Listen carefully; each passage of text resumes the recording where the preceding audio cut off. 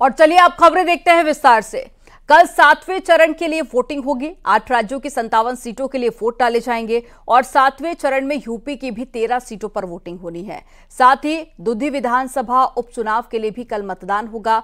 आखिरी चरण में प्रधानमंत्री नरेंद्र मोदी की वाराणसी सीट भी इसमें शामिल है, जहां वोटिंग होनी है। उधर 6 चरणों में जो चुनाव है वो शांतिपूर्ण संपन्न हो चुका है और इसके बाद में निर्वाचन आयोग का पूरा जोर 7वें चरण के चुनाव को भी शांतिपूर्वक तरीके से संपन्न कराने को लेकर है। पोलिंग पार्टियां आज मतदान स्थल के लिए रवाना होंगी और यूपी की 13 सीटों पर 144 उम्मीदवार हैं और कल 7वें चरण की वोटिंग के बाद में 4 जून को नतीजों का ऐलान होगा।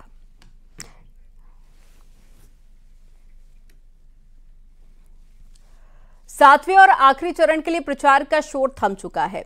1 जून को 57 सीटों पर वोट डाले जाने हैं, जिसमें प्रधानमंत्री मोदी की वाराणसी सीट समेत कई हाई प्रोफाइल सीटें भी शामिल है। एक रिपोर्ट आपको दिखाते हैं।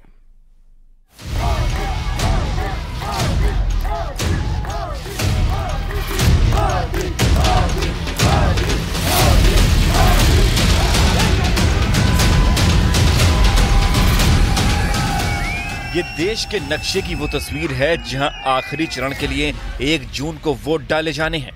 इन सीटों में उत्तर प्रदेश की 13 सीटों पर, पंजाब की भी 13 सीटों पर, पश्चिम बंगाल की 9 सीटों पर, बिहार की 8, ओडिशा की 6, हिमाचल प्रदेश की 4, झारखंड की 3 और केंद्रीय शासित प्रदेश चंडीगढ़ में मतदान होना है। लेकिन इन 57 सीटों में कुछ ऐसी सीटें भी हैं जिन पर पूरे देश की नजरें टिकी हैं। सबसे पहले जिक्र करते हैं उत्तर प्रदेश का, जहां वाराणसी, गोरखपुर, बलिया, मिर्जापुर, गाजीपुर जैसी सीटें शामिल हैं। बीजेपी की तरफ से दावा किया जा रहा है कि 400 पार का जो दावा किया जा रहा है वो सच साबित होकर रहेगा। सुनिए गाजीपुर में रोड शो के दौरान केंद्रीय गृह मंत्री अमित शाह ने क्या कहा। 400 पार हो, 4 तारीख को जनता को मालूम पड़ेगा। देखिए, हम उत्तर प्रदेश और देश हमारी सीटों का रिकॉर्ड तोड़ेंगे।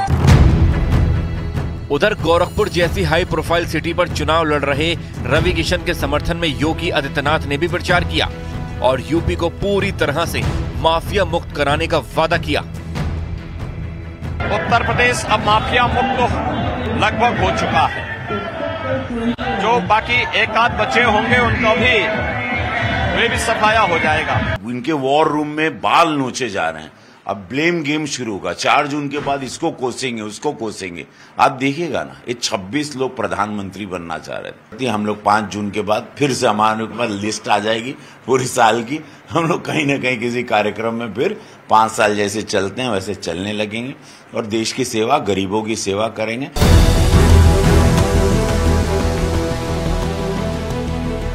उधर वाराणसी सीट को लेकर कांग्रेस के अजय राय का कॉन्फिडेंस अलग ही लेवल पर पहुंच गया। हम तो लगातार लगे हैं ना, हमारे कार्यकर्ता देखिए, हमारे दिन रात लोग लगे हैं। हमारे इस बार जनता चुनाव लड़ रही है। जनता सबसे आगे है, जनता लड़ रही है। और वो जो लीड बढ़ाने की बात करके इस बार सबसे बड़ी लीड वो वक्त बताएगा। कह तो रहे हैं कि 14 नहीं रुके, 19 नहीं रुके, 24 में क्यों रुक रहे हो भाई बनारस में। आखिरी चरण की जंग में हिमाचल प्रदेश की हमीरपुर सीट और मंडी पर लोगों की नजरें टिकी हैं, क्योंकि हमीरपुर से बीजेपी के अनुराग ठाकुर चुनाव लड़ रहे हैं, जबकि मंडी से कंगना रनौत पहली बार चुनाव में अपनी किस्मत आजमा रही हैं। जबकि पश्चिम बंगाल में सबकी नजरें डायमंड हार्बर से चुनाव लड़ रहे अभिषेक बनर्जी पर हैं और बिहार की काराकाट सीट से भोजपुरी स्टार पवन सिंह भी निर्दलीय चुनाव लड़ रहे हैं।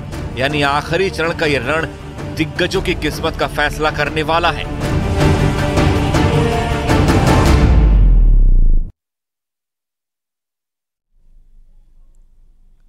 लोकसभा चुनाव के आखिरी चरण से ठीक पहले प्रधानमंत्री मोदी ने अपने संसदीय क्षेत्र वाराणसी के लोगों के लिए संदेश जारी किया।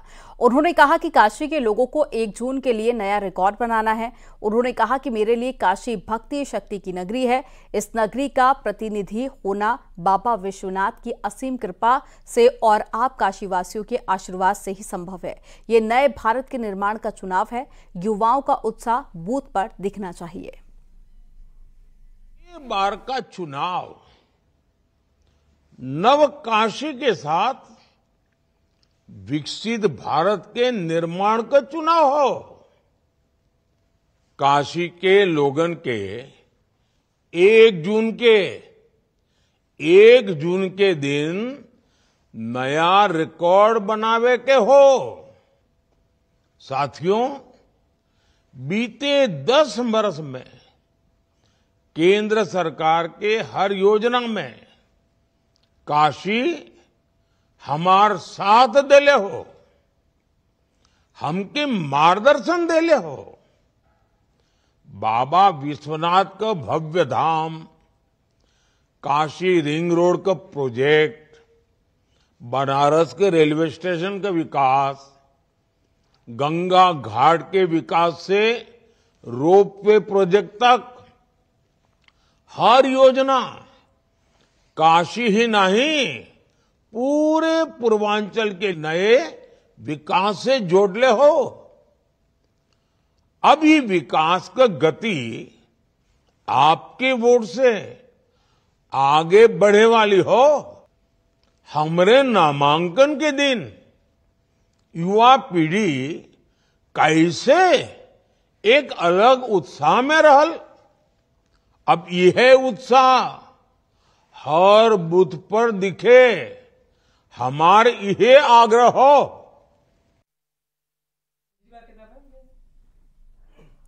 वाराणसी में वोटिंग के लिए जागरूकता संदेश दिया गया। दशाश्वमेध घाट पर गंगा आरती के जरिए वोटरों के लिए विशेष संदेश दिया गया। तस्वीरें आपको दिखा रहे हैं। शाम के वक्त गंगा आरती में बड़ी संख्या में लोग इकट्ठे होते हैं। न सिर्फ वाराणसी वासी बल्कि दूर दूर से भी जब लोग यहां पहुंचते हैं तो ऐसे में जागरूकता संदेश दिया गया कि 1 जून को सभी लोग घर से बाहर निकले और मतदान जरूर करें। तो आरती के जरिए देखिए यहाँ पर 100% मतदान दियों के जरिए ये आकृति बनाई गई है और लोगों को जागरूक करने की कोशिश की गई है कि वो अपना मतदान जरूर करें।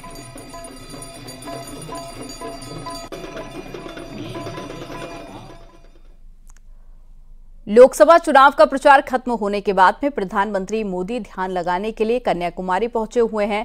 विवेकानंद रॉक मेमोरियल में प्रधानमंत्री मोदी ध्यान लगा रहे हैं और सबसे पहले भगवती अम्मन मंदिर में प्रधानमंत्री ने पूजा अर्चना की। आपको बता दें कि 1 जून की शाम तक पीएम मोदी ध्यान लगाएंगे।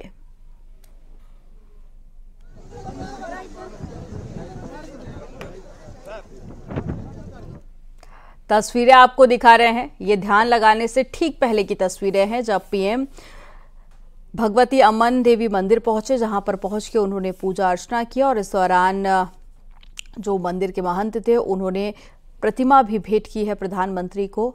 और अब प्रधानमंत्री नरेंद्र मोदी ध्यान लगा रहे हैं। ब्रेक के बाद एक बार फिर से आपका स्वागत है। चलिए खबरों में आगे बढ़ेंगे। नोएडा में लिफ्ट फंसने के मामले तेजी से बढ़ते जा रहे हैं। एक और मामला सामने आया है। पॉश सोसाइटी में अचानक से लिफ्ट रुक गई और लिफ्ट में 15 मिनट तक मासूम बच्चों के साथ में परिवार फंसा रहा। परिवार ने मेंटेनेंस टीम से शिकायत की है। घटना बुधवार की बताई जा रही है। लिफ्ट में फंसने का वीडियो सोशल मीडिया पर वायरल हो रहा है। सेक्टर 120 की पॉश सोसाइटी प्रतीक लॉरेल सोसाइटी का ये वीडियो बताया जा रहा है। और नोएडा, ग्रेटर नोएडा में इस तरह के मामले लगातार बढ़ते जा रहे हैं, जहां पर लिफ्ट खराब होना, लिफ्ट गिरना और लिफ्ट में लोगों के फंसने की शिकायतें लगातार सामने आ रही हैं। ये जो वीडियो आप देख रहे हैं ये बुधवार का बताया जा रहा है। हालांकि इस वीडियो को लेकर भी लोगों के मन में सवाल है, लेकिन अभी तक ये जिम्मेदारी तय नहीं हो पाई है कि इसके पीछे आखिर कौन रिस्पॉन्सिबल है। ना टावर गार्ड पे कर रहा है। अब कल को कुछ हो जाता है तो उसके लिए रेस्पॉन्सिबल कौन है, आप लोग भी बता दो। मैनेजमेंट। और ज्यादा जानकारी के साथ में हिमांशु शुक्ला जुड़ गए हैं, संवाददाता। हिमांशु, मामले लगातार बढ़ते जा रहे हैं लेकिन जिम्मेदारी आज तक तय नहीं हो पाई है। फिलहाल इस वीडियो को लेकर क्या जानकारी है? बिल्कुल, देखिए आपको बता दें कि लिफ्ट के रुकने के मामले लगातार बढ़ रहे हैं और बीते कई दिनों में ऐसे वीडियोस देखे गए। एक वीडियो और सामने आया है और साफ तौर पे देखा जा सकता है कि ये पार्क लॉरिएट सोसाइटी का है, प्रतीक लॉरिएट सोसाइटी का। और इसमें 15 मिनट तक वो बच्चा के साथ माँ फंसी रही, परिवार फंसा रहा। भीषण गर्मी है और ऐसे में क्योंकि जब लिफ्ट फंसती है प्रॉपरली वर्क करती नहीं है, पूरी तरीके से बंद होती है, तो जाहिर तौर पे स्थिति का आकलन किया जा सकता है और लगातार मेंटेनेंस और उस पर सवाल उठते रहे। इस बार भी मेंटेनेंस पर ही सवाल उठे, क्योंकि वहां पर जो संबंधित कंसर्न RWA या AOA अपार्टमेंट ओनर एसोसिएशन है, उसको ये शिकायत दी गई है और पुलिस की तरफ से अभी पुलिस को फिलहाल इस बाबत कोई भी शिकायत नहीं दी गई है। लेकिन हिमांशु, मामले तो बढ़ रहे हैं लेकिन कोई समाधान इन समस्याओं का मिलता हुआ नजर नहीं आ रहा है। जानकारी साझा करने के लिए बहुत शुक्रिया आपका। जम्मू कश्मीर बस हादसे से जुड़ी बड़ी खबर मिल रही है। 22 हो गई है मृतकों की संख्या। कल ये हादसा हुआ था जिसके बाद पे मरने वालों का आंकड़ा बढ़ गया है। बस हादसे में 50 लोग घायल हुए हैं। हाथरस से जम्मू कश्मीर गई थी बस और हाथरस निवासी 4 की मौत हुई है। 1 दर्जन लोग घायल हुए। यूपी के और भी कई लोगों की जान गई है। धीरे धीरे मृतकों के नाम भी सामने आ रहे हैं। कल जम्मू के अखनूर में ये हादसा हुआ था। जो मरने वाले लोग हैं उनका आंकड़ा बढ़कर 22 हो गया है। साथ ही 50 लोग ऐसे हैं जो कि घायल हुए हैं, अस्पताल में भर्ती कराया गया। कल जम्मू के अखनूर में बस खाई में गिर गई थी। हालांकि काफी देर तक रेस्क्यू ऑपरेशन चलता रहा और 22 लोगों की मौत हो गई है। साथ ही 50 से ज्यादा लोग घायल बताए जा रहे हैं और इसमें हाथरस और यूपी के भी रहने वाले कई सारे लोग शामिल हैं।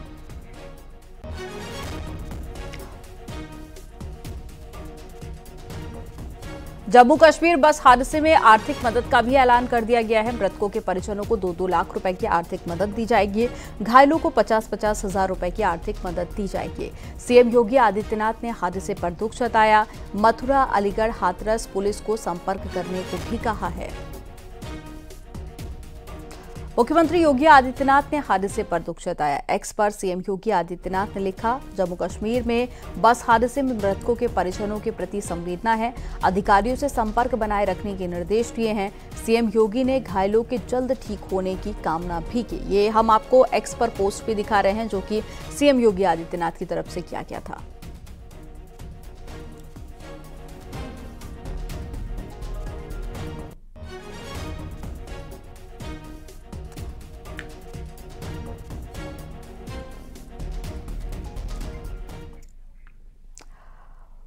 और जौनपुर से बड़ी खबर मिल रही है जहां पर प्रचंड हीट स्ट्रोक से 7 लोगों की मौत हो गई है। गर्म लू लगने से मौत की आशंका जताई जा रही है। आधा दर्जन लोगों की हालत भी गंभीर है।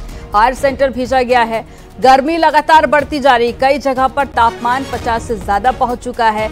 ऐसे में अब मरने की भी खबरें सामने आ रही हैं। हीट स्ट्रोक की वजह से लोगों की तबीयत खराब हो रही है, अस्पताल पहुंच रहे हैं। कई लोग रिकवर कर पा रहे हैं लेकिन कई लोग ऐसे जिनकी मौत हो गई है।